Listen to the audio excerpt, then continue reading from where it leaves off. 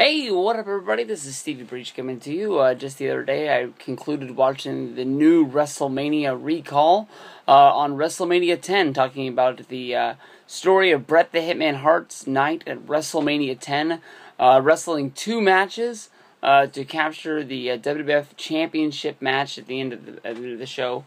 During the WrestleMania recall, I seem to think that they were retelling WWF history in a way of maybe somebody who wasn't watching the product back at this time would think that this is a bigger story than it was. They were trying to make it seem as if Bret Hart had finally won the WWF Championship, but if you were watching wrestling the year before at WrestleMania 9, you would know that he was the champion going into WrestleMania 9, and he lost it to Yokozuna, who lost it to Hulk Hogan on the same show.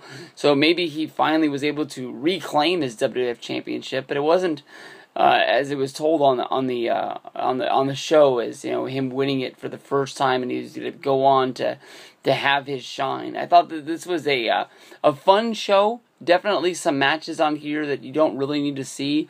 Definitely the matches that do stand out on this are really, really good matches. Owen Hart versus Bret Hart might be now one of my favorite WrestleMania matches of all time. I honestly haven't seen this show in a long time. I might have seen the show when it first came out a couple of, what year did this show happen? WrestleMania 10 would have been 20 years ago, right? So that would make it 1994. I probably haven't seen it since at least 1995. I mean, I knew the outcomes of the matches. For the most part, I just didn't know how they were going to happen and when they were going to happen. But I honestly didn't remember Owen versus Bret being as good as it once was. I often think of their SummerSlam, the steel cage match with the blue bars all around it. That's the match that always stands up in my mind when I think about Owen versus Bret. What a story that is. They tell you all the way from the beginning, that basically Owen was the jealous brother. He basically was inside of the Survivor Series tag match. Owen bumped Bret, who was outside of the ring in the tag match. Because he bumped Bret, Bret went flying into the guardrail. Owen got rolled up by Shawn Michaels, and he was the one member of the Hart family that was eliminated. The Hart family over Christmas were able to, mend the fences, and they took on the Quebecers in a tag title match.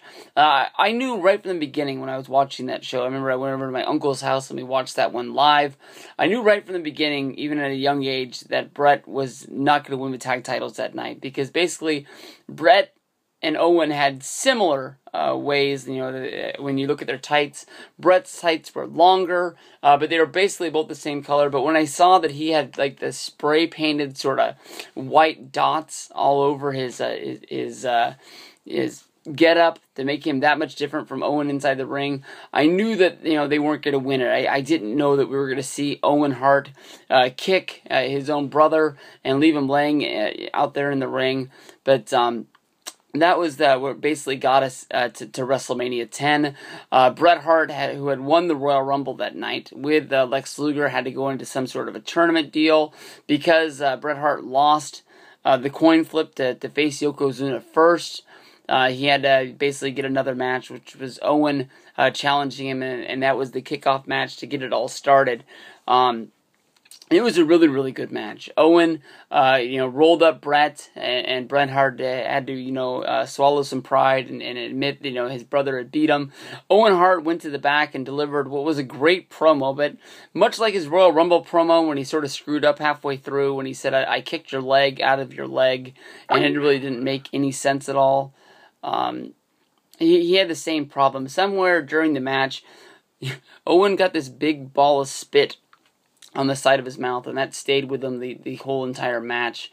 And basically into the post-match promo, I guess that's the one way you can tell that it wasn't done predetermined before the thing, and it was actually done live in the back with Todd Pettengill. But this is one of the top 10 WrestleMania matches. This is easily a forgotten classic. I think a lot of people with the WrestleMania recall will go back and check this out.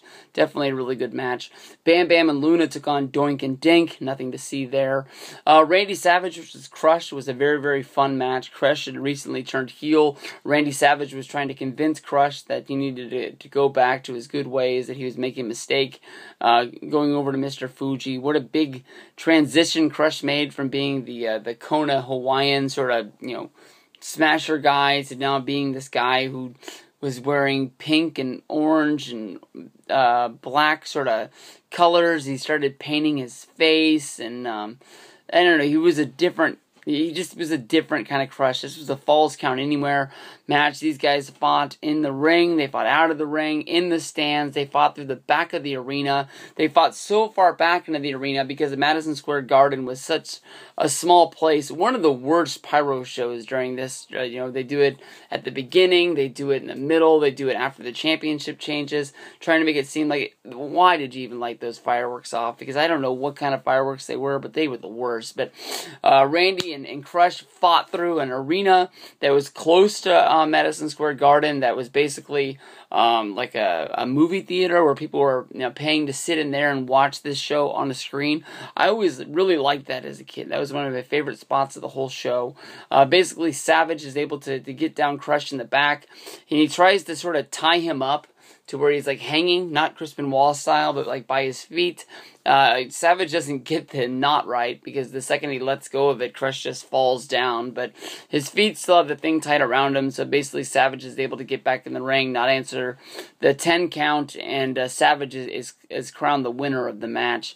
Pretty big moments. I mean, this is WrestleMania 10, the first WrestleMania to not have like a Hulk Hogan or a Roddy Piper or something like that, so Savage is one of the last remaining stars.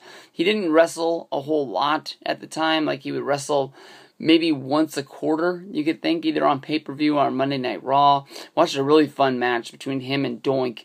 That's an awesome one. Go into your Monday Night Raws from 1994 on the WWE Network, and make sure you check out Doink versus Randy Savage. Awesome match there for you. After that, Alundra Blaze and Leilani Kai. That was not anything special. Men on a Mission beat the Quebecers by countout, but for some reason, the Men on a Mission took the tag belts from the Quebecers. The Quebecers didn't want to fight any more of Men on a Mission. They just let them keep them, even though it was like countout. I guess they just waited for the officials to get the belts back. The first round of the tournament would be Yokozuna going up against Lex Luger. Luger, of course, who was the first guy to beat Yokozuna, even though it was by countout at SummerSlam the year before. What the hell is that?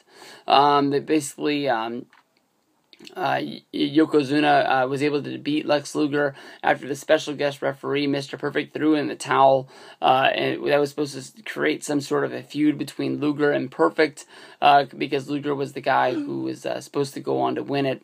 There was even talk of Luger winning this. There was him showing up on TV, I guess you can say, shoots, where they would shoot future matches for, superstars and so on, or then he did interviews with the world title, but they ended up just pulling it at the last minute, just thinking that it wasn't going to go on.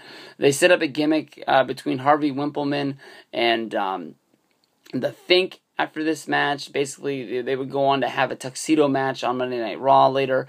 But it was basically Harvey and The Fink getting involved. Adam Bomb and Earthquake had a match somewhere in the middle of this. Earthquake beat Adam Bomb in a matter of seconds.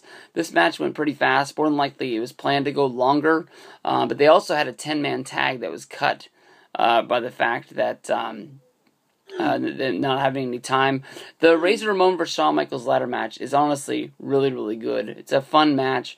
I think everybody's seen it 1,000 times. What more can you really say about it? And in the end, Bret Hart was able to go out there and beat Yokozuna, defeat him in the one thing that Yokozuna always just looked like the one guy that never could be beat.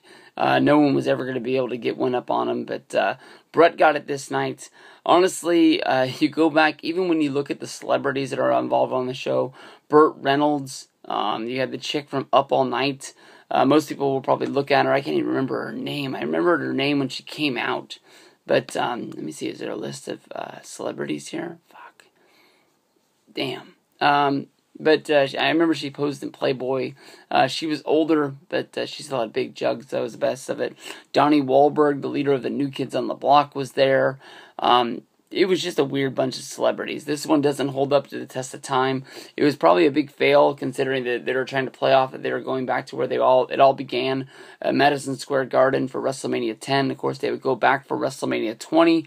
The closest they would get again is WrestleMania 29. Of course, everybody knows that WrestleMania 30 is going to be in the Superdome. It's going to be awesome. It's going to be a fun show. That's WrestleMania 10. Peace out.